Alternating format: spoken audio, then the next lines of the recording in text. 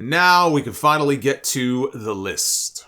It's been a minute since I've done a good countdown list on this show, and I had the idea for an 8 for 800 feature in honor of the 800th episode of The Sound Off.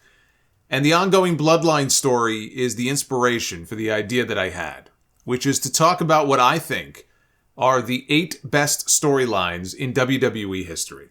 The 8 best stories ever told. And I easily came up with, well over a dozen. It's probably like 15 stories, and I had to narrow the list down from there and then rank them all, which is always the tough part.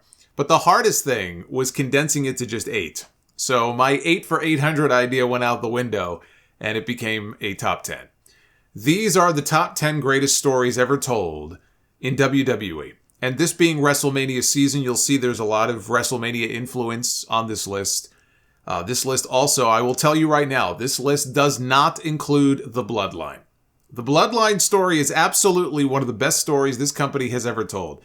It goes back 3 years, almost 3 years, to Roman Reigns when he came back with Paul Heyman as his special counsel, his manipulation of Jey Uso, very similar to the way that Bret Hart built the Hart Foundation in 1997 and manipulated his brother and his brother-in-law into believing that he cared more about them than he did surrounding himself with people just to watch his back. So it's very similar, but I can't include it because the story's not over yet. It's still ongoing. We don't know when the story is going to end. We don't know how the story is going to end. We don't know if Jey Uso is ultimately going to triumph over his cousin, or Roman Reigns is going to leave and come back and go babyface. We don't know what's going to be. There's a lot of different ways this can go. But it is not finished. They have not stuck the landing yet. So like an honorary Us, it gets an honorary mention, but it is not on my top 10 list. Other honorable mentions go to the Macho Man, Jake the Snake, Miss Elizabeth story, which started at the wedding party at SummerSlam 91, and it went all the way through the early part of the following year, including the famous snakebite incident and Jake slapping Elizabeth at This Tuesday in Texas, and the promos that they both cut on that show after the match. I mean, my God, it's just so good. So good. Jake trying to hide from Savage in the Royal Rumble match, all the way to the payoff match on Saturday night's main event, which should have happened at WrestleMania that year. If ever there was a place to blow that thing off, loser leaves town at WrestleMania 8, that would have been the place to do it. But it did lead to something very important. It led directly to the Undertaker babyface turn in 92. And the Macho Jake feud is one of my all-time personal favorites. It did not make this list because there were a lot of other great ones, but I thought it deserved a mention here. As does the 4-year story arc involving The Undertaker, Shawn Michaels, and Triple H. That stretch from WrestleMania 25 through WrestleMania 28 and the end of an era match. Shawn loses to The Undertaker at WrestleMania 25 in the greatest WrestleMania match of all time. I love the whole heaven and hell theme for that match. Fast forward to the Slammy Awards. They win the award for Match of the Year, and Shawn just can't let it go. He wants one more shot at The Undertaker to try to redeem himself, and Undertaker says, "No, I'm not interested." And it just consumes Shawn Michaels. Well, then I'll have to win the Royal Rumble. And I'll win a match against you that way, because Undertaker was World Heavyweight Champion at the time. He even super kicked his best friend out of the match, but then he got eliminated. The dream is dead, right? Or so we thought. Then he goes on to cost The Undertaker the World Heavyweight title at Elimination Chamber. And Undertaker finally accepts the challenge on one condition: that Shawn put his career on the line. And that then leads into WrestleMania 26 and the end of Shawn Michaels' in-ring career. Running Up That Hill, right? That was the theme for 26. A great song for a great story. But it didn't end there. Shawn's buddy, Triple H, tries to do what Shawn couldn't do and tries to break the streak, and he also fails at WrestleMania 27, but The Undertaker leaves on his back, gets carted out of the building, which we had never seen before. And then it all ends inside Hell in a Cell the following year, with Triple H losing again. Shawn Michaels is the guest referee, and that final shot of all three of them together on stage, looking back at the fans. That's great storytelling. But let's get into this. Starting from the 10 spot, and we're going to work our way up to the best story that WWE has ever produced. Number 10 is the Shawn Michaels Chris Jericho feud from 2008. a story the two of them largely booked themselves. They had worked together before. They had a great match at WrestleMania 19. Some might say the match of the show. That was way back in 2003. And they had worked together a few more times in the years in between. But then we flash forward to 2008. Shawn Michaels is coming off this big emotional match at WrestleMania 24, where he just retired Ric Flair. And Dave Batista, who loves Flair, right, going back to their Evolution days, is not very happy about the fact that Shawn Michaels was the one who retired his mentor. And the seeds were planted the next night on Raw when Flair had that retirement ceremony and Batista was out there and he was burning a hole through Shawn Michaels. Jericho ends up in the middle of things. He's questioning Shawn's intentions and, you enjoyed retiring Flair. So anyway, he was made the guest referee for a match between Shawn Michaels and Batista at Backlash that year. And in that match, as I'm sure if you saw it, you remember, Shawn faked a knee injury. Not the first time he's done that. He faked a knee injury and ended up using that as a way to beat Batista in the match. And so during an episode of the highlight reel after that, Jericho gives him an award for the best actor. Best actor in sports entertainment. Says it was a masterful performance. Because he thought the whole injury was all made up, and Shawn denied it and said, no, dude, it's legitimate. I have a real knee injury. It really was like 1997 all over again. Then there was a tag team match on TV where Jericho and Michaels teamed up to take on the tag team champions. And again, Shawn's working on one good leg. And by the time this is over, Jericho says, I'm convinced that this is a real injury. I owe you an apology. And then Shawn admits that he wasn't hurt. Jericho now doesn't believe that. Ends up getting super kicked for it. So they have a match. The Judgment Day pay-per-view in 2008. And Shawn beats Jericho. Right, they had a very good match there. Fast forward to the famous installment of the highlight reel. This was in June of 2008. And the fans are out there and they're cheering Shawn Michaels, and Jericho is like, hey, you can hear the fans. He goes, you're the one who faked the knee injury for a month. You lied to me about it. You lied to Batista about it. Shawn cuts him off and says, to be technical, I didn't really lie to anybody but you. All I said was I would do anything to win. I didn't lie to the fans. I didn't lie to Batista. I only lied to you. And Jericho says, how is it that the man out here telling the truth is the one who gets booed, and the man who is a liar and a hypocrite is the one out here getting cheered? He just couldn't wrap his head around the fact that he was the one being booed, and Shawn Michaels was getting cheered by these people. And this all resulted in Jericho attacking him and throwing him face first into the Jeritron, which was an homage to the barbershop window incident with Michaels and Marty Jannetty many, many years ago. And then they said, well, Michaels suffered a detached retina and he may never be able to wrestle again. Well, he did wrestle again. And I was there in the Nassau Coliseum when they had their match at the Great American Bash. That was the final ever Great American Bash, or at least for many, many years it was. Then it just became the Bash. So that was the last time they called a pay-per-view the Great American Bash. And Jericho won by ref stoppage. He was attacking Shawn's eye. He was bleeding all over the place. And it was around this time where this is where Jericho had the transformation in his character. He went from being Y2J and being the Chris Jericho that he had been for many years. Now he started wearing the suits, right? He was talking very low. And he's talked about how that character was inspired by Anton Sugar from the movie No Country for Old Men. Great movie, by the way. No Country for Old Men with Josh Brolin. So this is where the new Jericho character came into play. We go to SummerSlam. No match. Michaels comes out with his wife, Rebecca, in the middle of the ring, and he's talking about how, I've talked to my doctor about my eye injury, and the doctor recommended retirement. I'm going to have to step away from the ring. Jericho comes out, says that he's not going to allow it. He wanted Shawn to admit that he was walking away from the business because of him. And then Shawn turns around and says, you need to sit your wife and kids down, let them know that daddy will never, ever be Shawn Michaels. And that caused Jericho to throw a punch. Shawn ducked. And Jericho legit popped Shawn's wife in the mouth. He wasn't supposed to hit her for real, but he did. He gave her a fat lip. He talked about that in his book. But this was a pretty, intense angle at that time.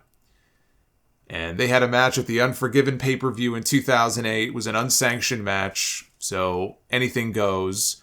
And there was another ref stoppage. This time it was Jericho, the referee said, is not able to continue.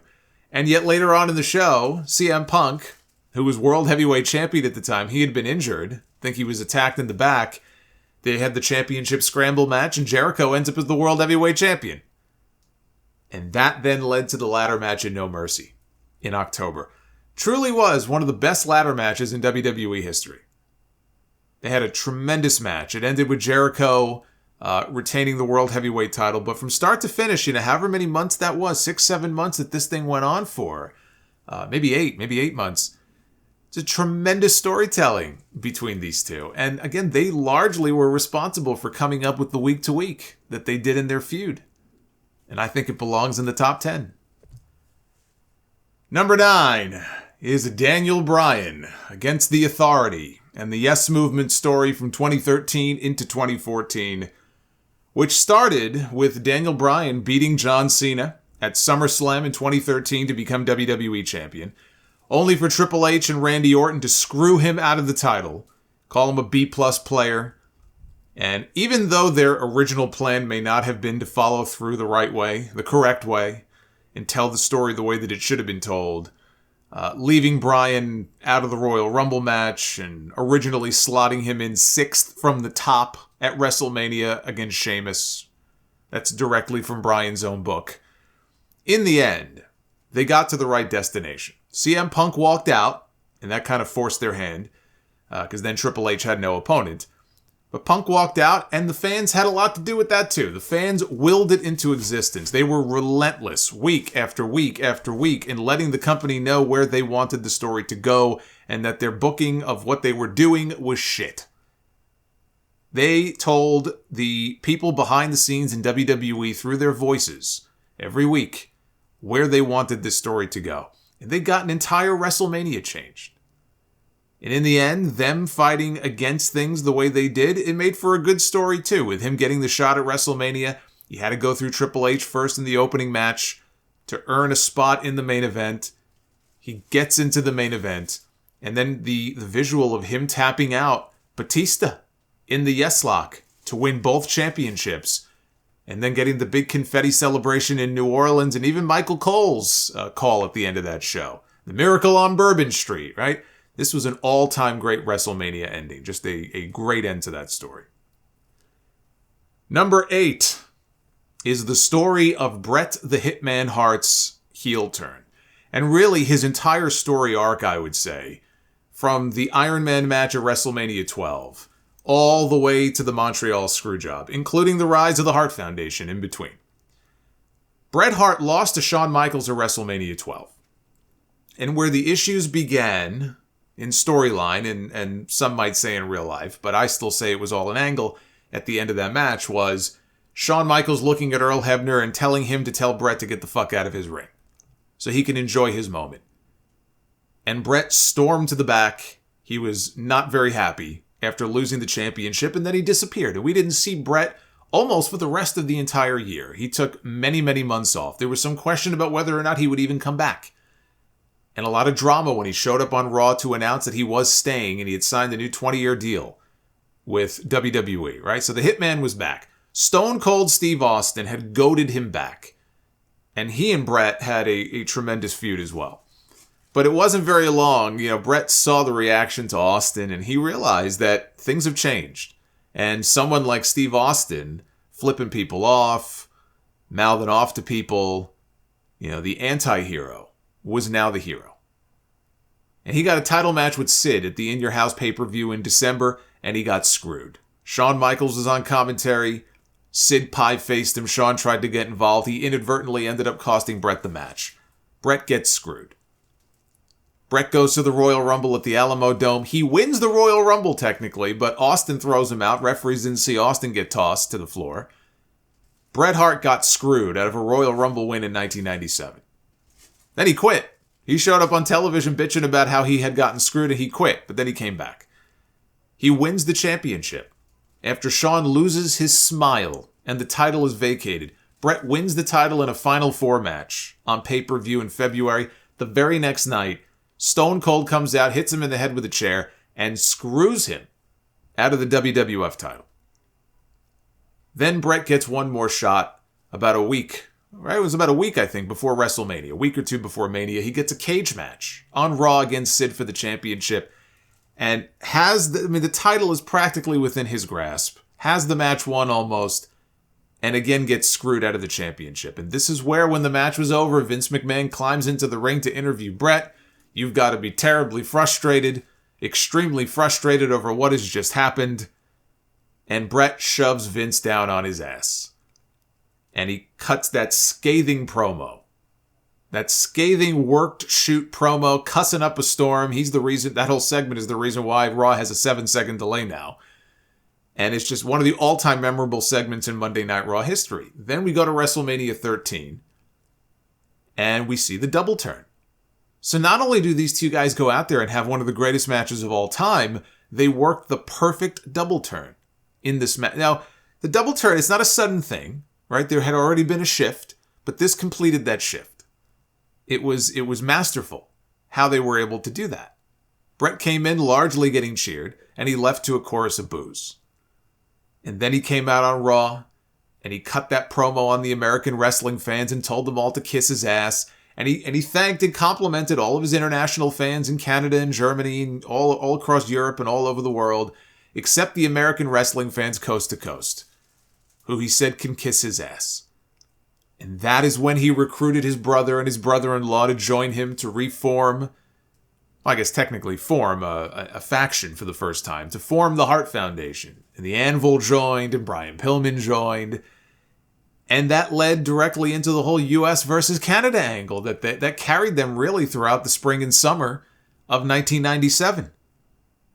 I can't think of very many stories where you had somebody who was a heel in the US, but he was a babyface everywhere else. I mean, certainly not up to that point. I had never seen anything like that before. And they got very lucky because they had a whole bunch of shows that summer that were booked in Canada.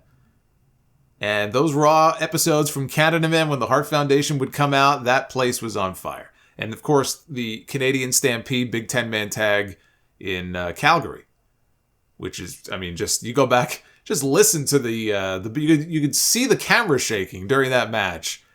That's how raucous those people were. So it really was incredible to see this transformation of the Bret Hart character from the moment that he lost that title and then came back to the company. And he came back to a very different company. The company looked different than it did when he previously left. And he couldn't understand it. He didn't look at it as him turning his back on the fans. He looked at it as the fans turning their back on him. They had made their choice. They want to cheer for people like Shawn Michaels. They want to cheer for people like Steve Austin. They want to be degenerates just like those two guys, the fans. So, fuck them.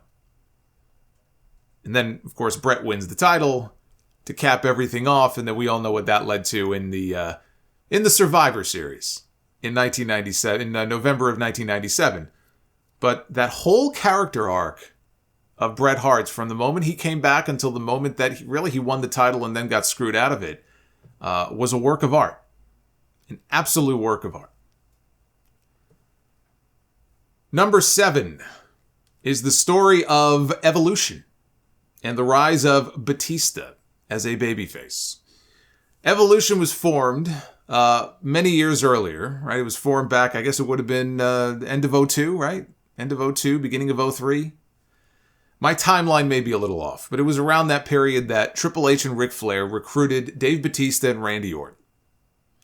And they were going to be the, I can't say young stars, because Batista was already quite a bit older than, especially older than Orton was.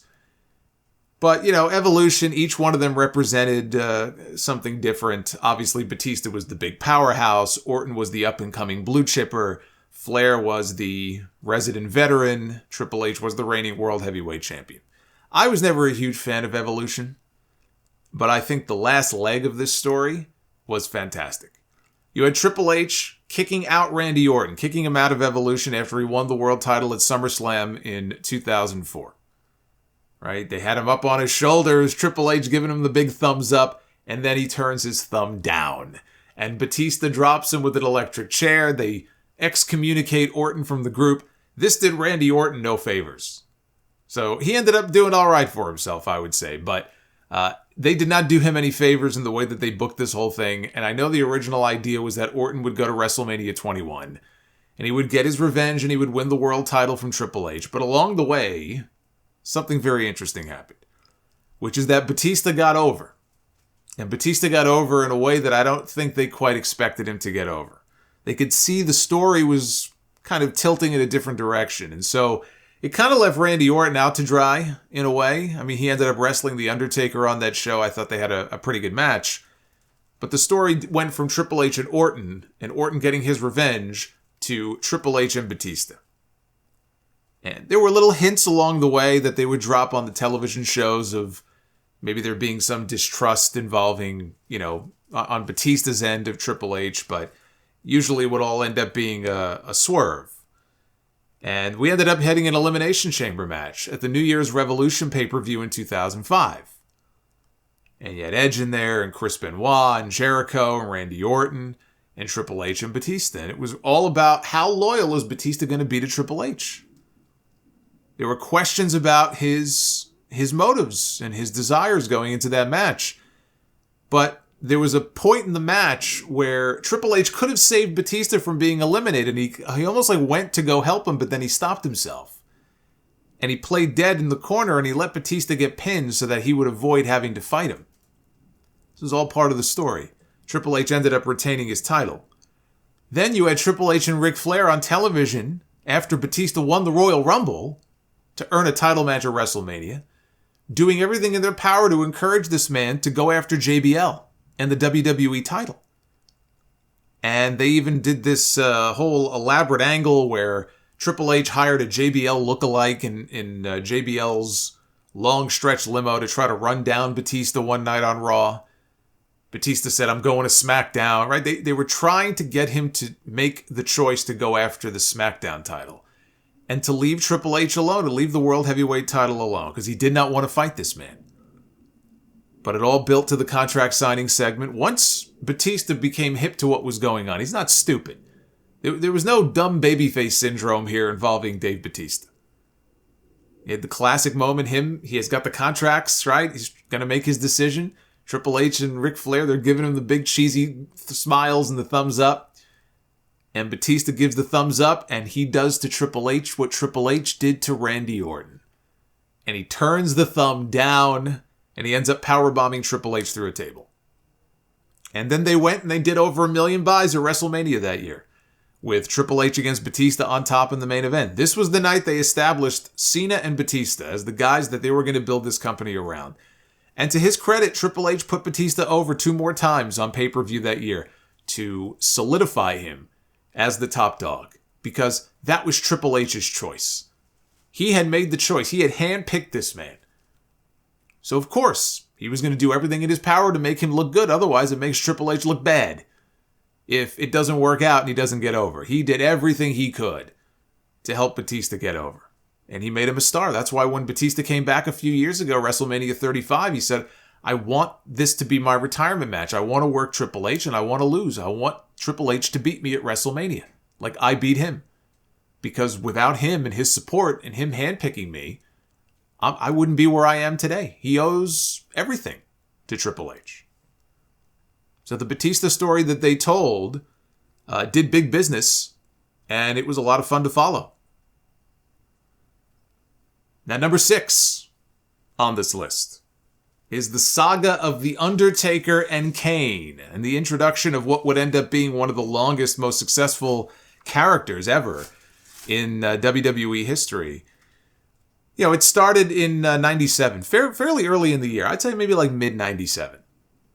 When Paul Bearer came out on television, he cut this long-winded promo, but he was damn good at telling the story about these 2 little kids at the funeral home, and they gave a backstory to why Paul Bearer is associated with The Undertaker and the fact that Undertaker had a little brother who I guess he thought died in a fire, and your brother didn't die in the fire. He's alive, right? So this is the first that we heard about Undertaker having a sibling. And it took many months for the payoff to come. And Undertaker had other things going on. He was wrestling, Bret Hart, defending his championship that year, and was feuding with Shawn Michaels there for a while. But all the while, Paul Bearer would still drop in with these promos, and he would remind Undertaker that Kane is coming and Kane is alive. This was, of course, to give them time to figure out who Kane was going to be, what the costume and the mask was going to look like, what the presentation was going to be. But once they decided on that, man, they knocked it out of the park. So they kind of dragged that story along for several months, and then came the payoff at Bad Blood. First ever Hell in a Cell match, one of the greatest matches in company history. Undertaker has the match won. Lights go out. Music comes on. Pyro shoots off, the red color, right? All the flames. And there's Kane, looking quite badass, marching down to the ring, ripping the door off its hinges and leaving The Undertaker laying with his own move, costing Undertaker the right to go to Survivor Series to challenge for the championship. And from the fall of 97 through WrestleMania 14 is when we really had the story of Kane and The Undertaker. And The Undertaker refused to even put his hands on his brother. He would not fight his brother.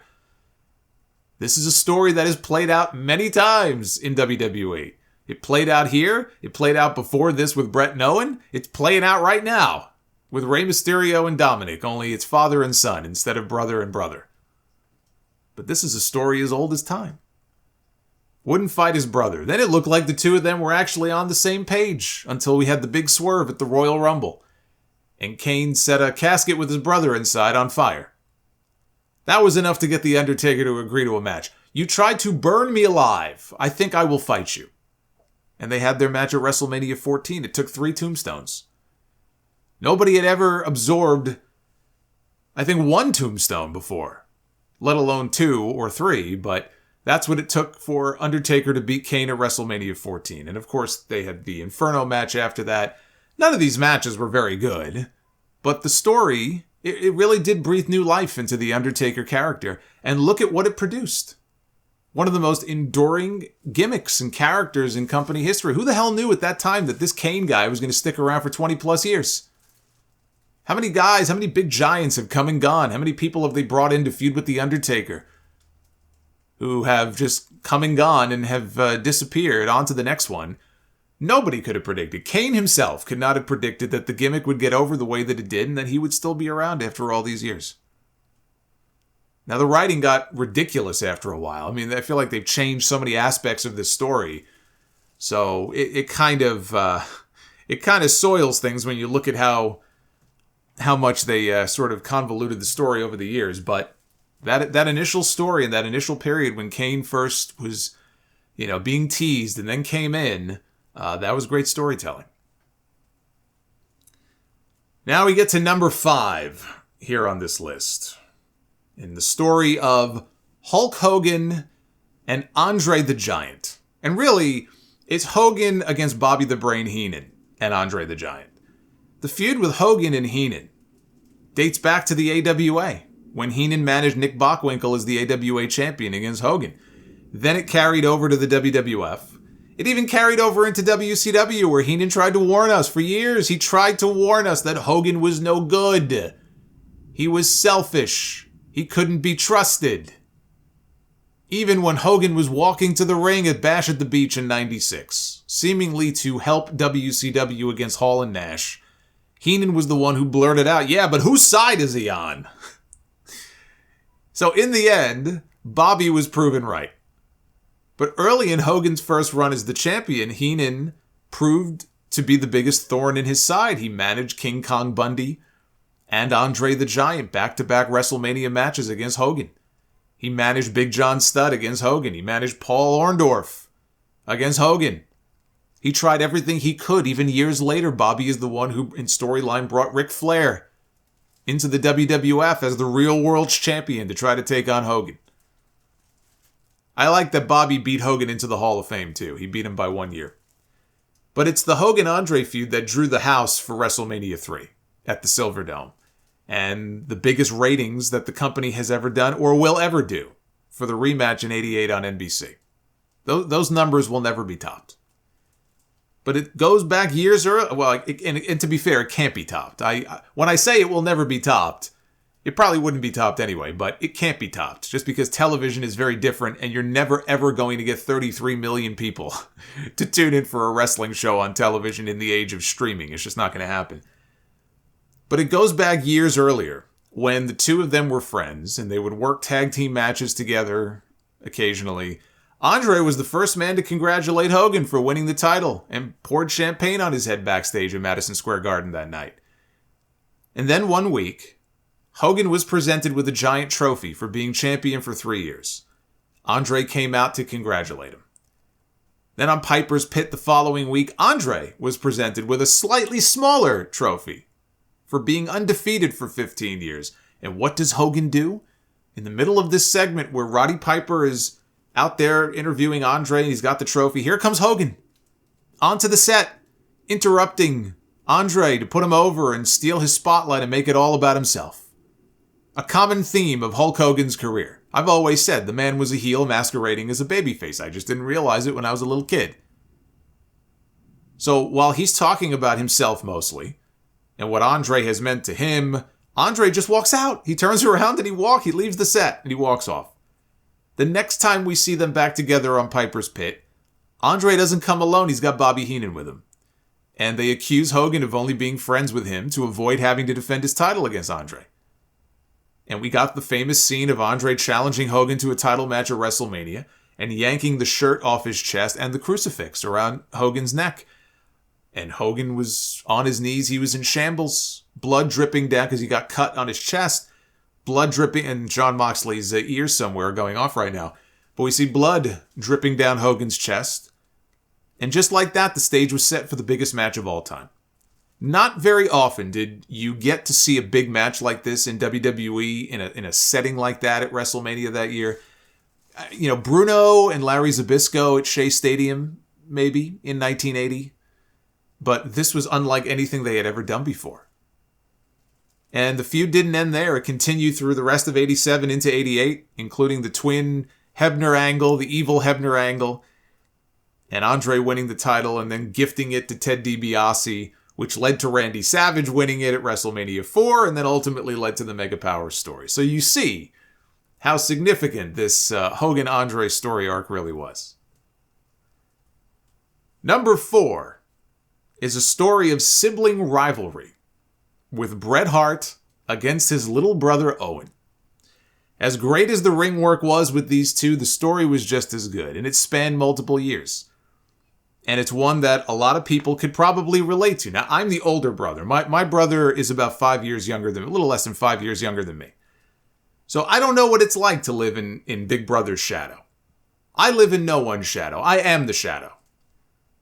But it's a story that a lot of people could probably relate to.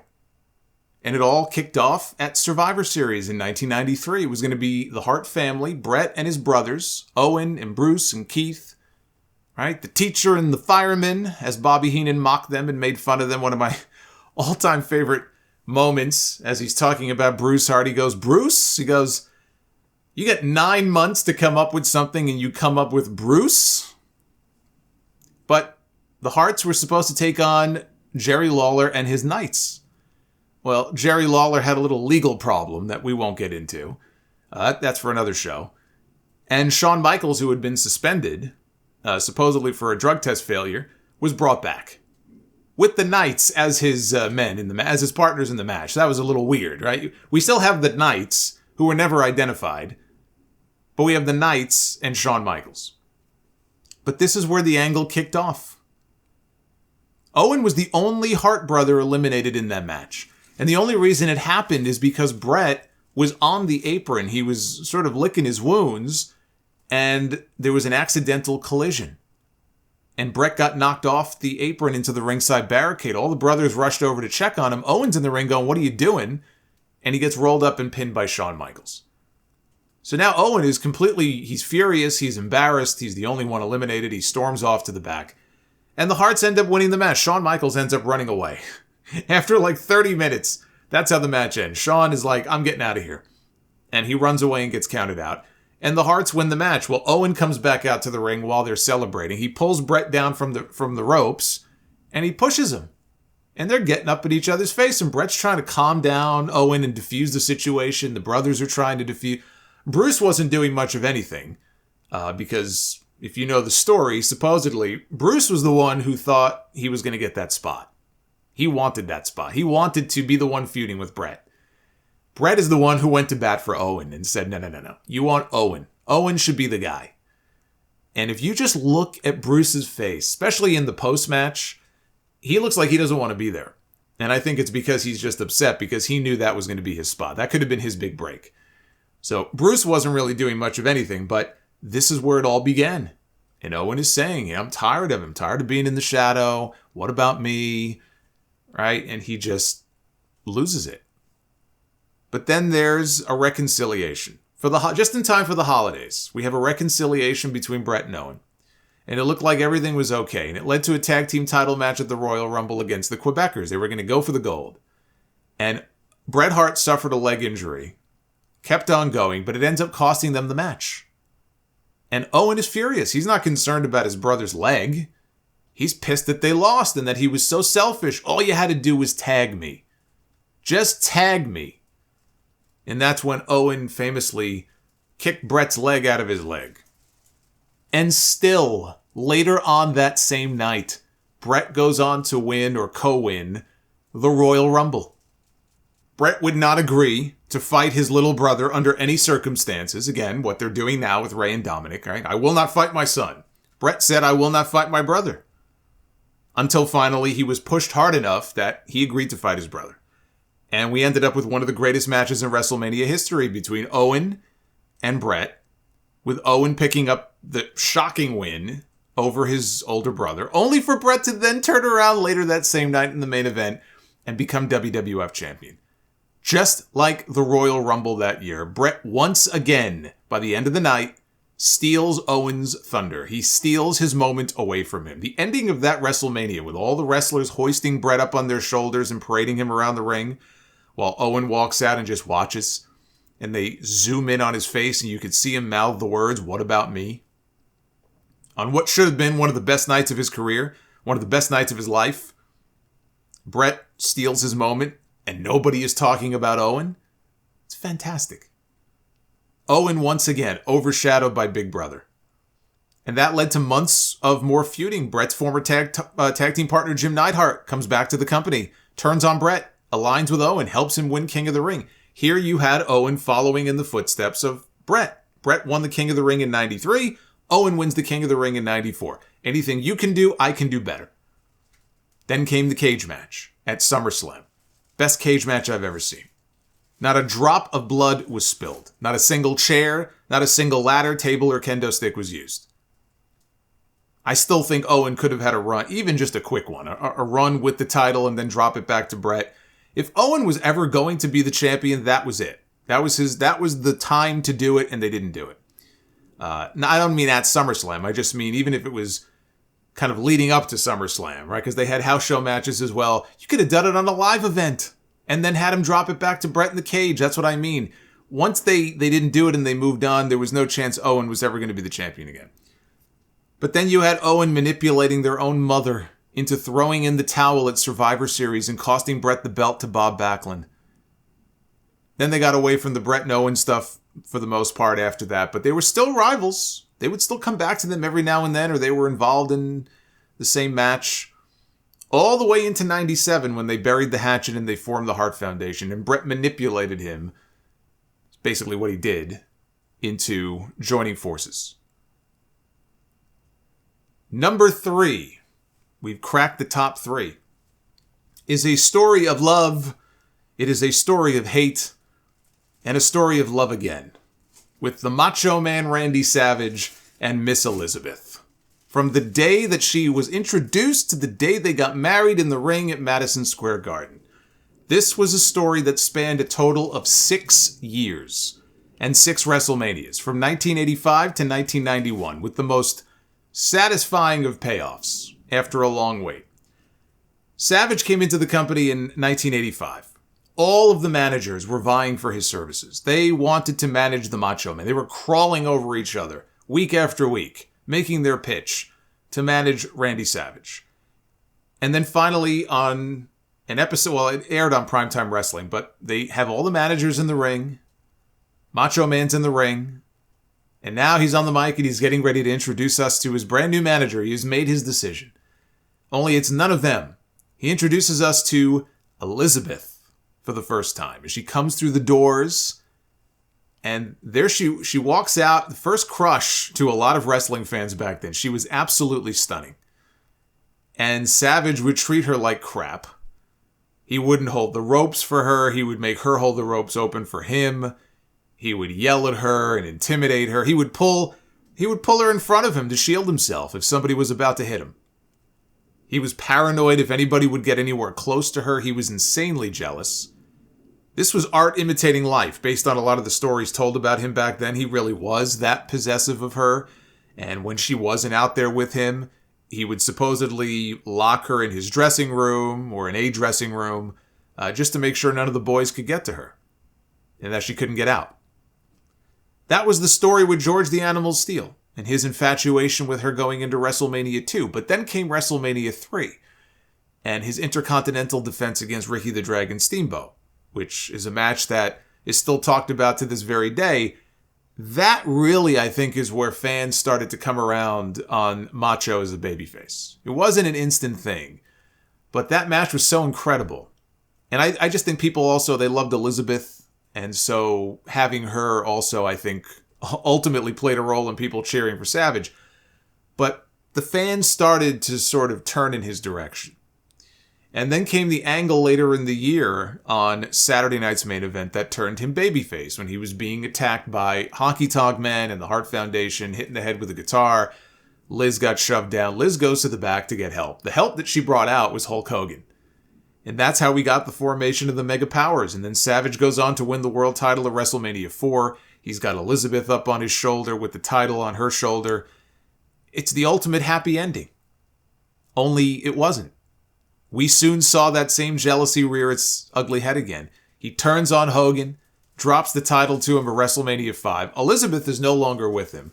He dubs himself the Macho King, takes on Sensational Sherry as his queen, and that then leads to the career-ending match at WrestleMania 7 against the Ultimate Warrior, the best match Warrior ever had in his life. Showing Elizabeth before the match, sitting in the crowd watching.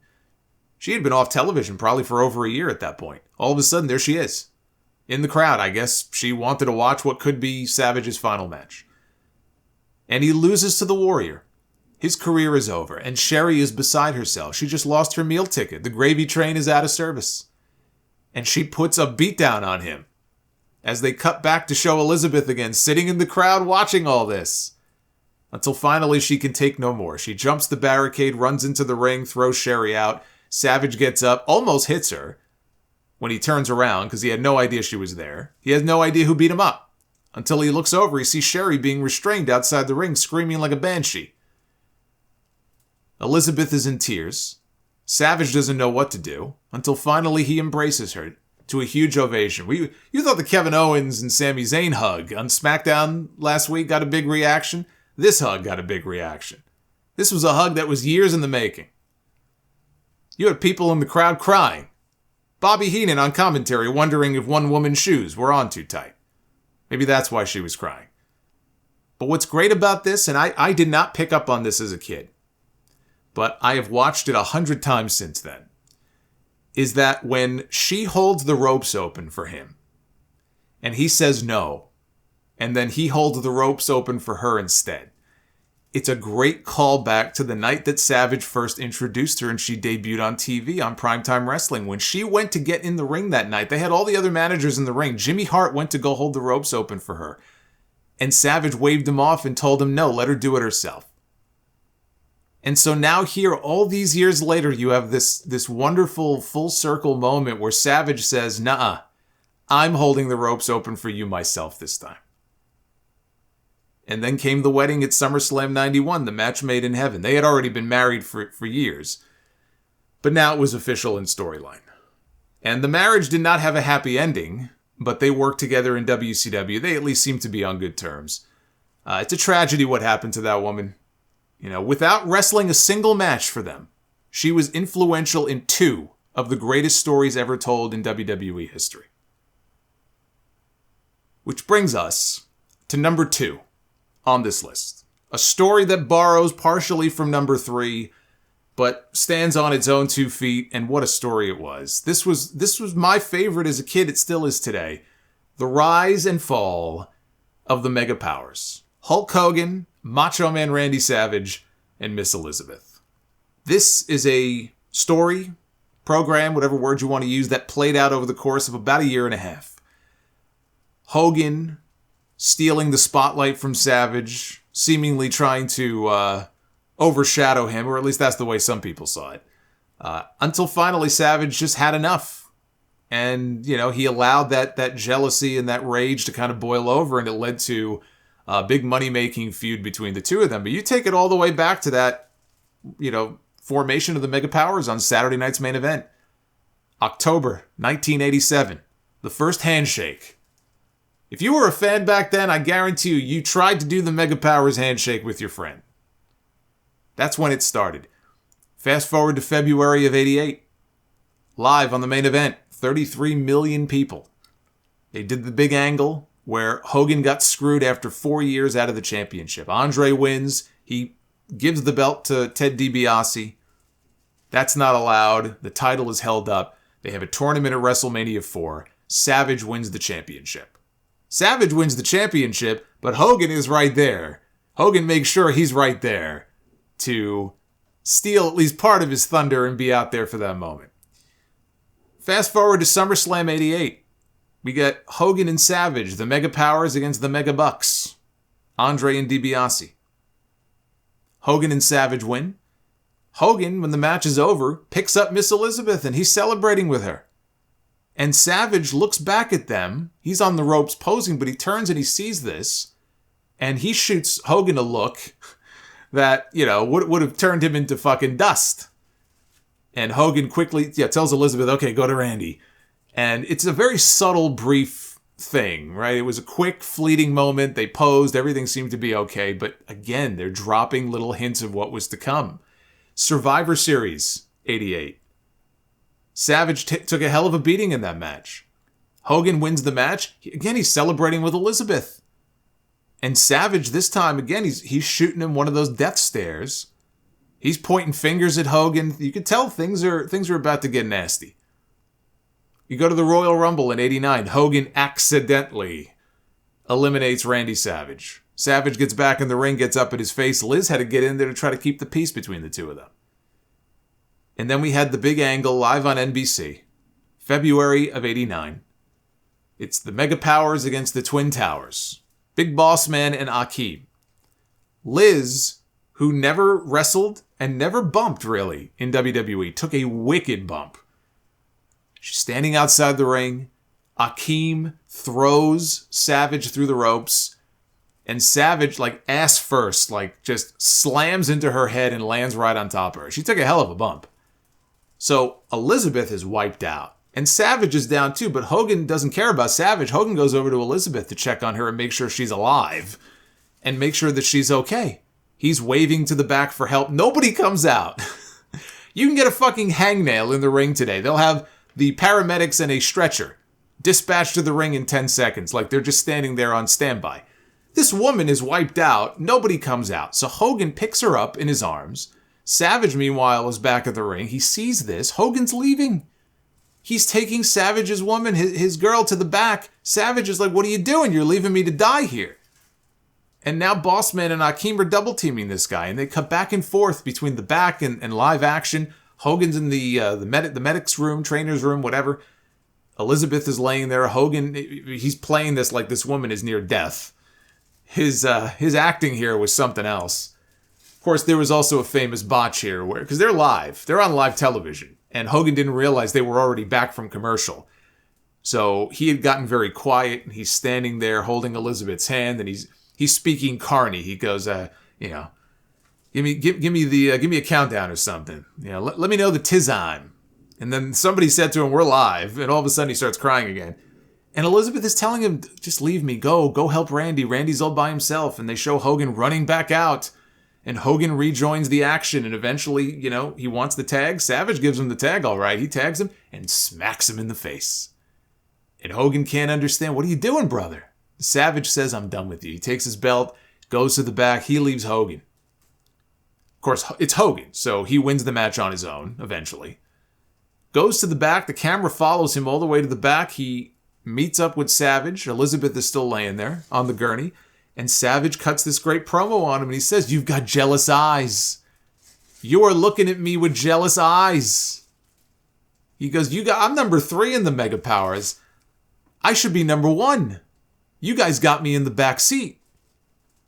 And Hogan is trying to calm him down, and Savage says, look, man to man, you never asked me for a title shot. You know why? Because you can't beat me. And you know you can't beat me. You're jealous because I'm the champion now, and I'm going to be the champion a long time from now. And he goes, I'm going to tell you something you're wrong about more than anything else. He goes, I could take anything. But those eyes right there, those eyes, they lust Elizabeth. And I'm going to tell you what makes me sick. I can't even look at you. You turn my guts in two. You want to come at me man to man for the belt, I would beat you 1, 2, 3. And Hogan looks over to Liz and try to talk some sense into this guy, and then wham. Savage blindsides him with a belt shot, leaves him laying. This is one of those angles from when I was a kid that still is burned in my brain. I could still remember vaguely watching it live. And then for years later, trying to find a copy of it, because I had it on tape. I don't know what happened to the tape. I probably got taped over. But you couldn't just jump on YouTube, right? You couldn't jump on Peacock and go watch it. There were no DVDs. You could trade tapes, but I wasn't trading tapes back then, so I had no way to watch it. So it wasn't until years later I got to see it again, and it was great.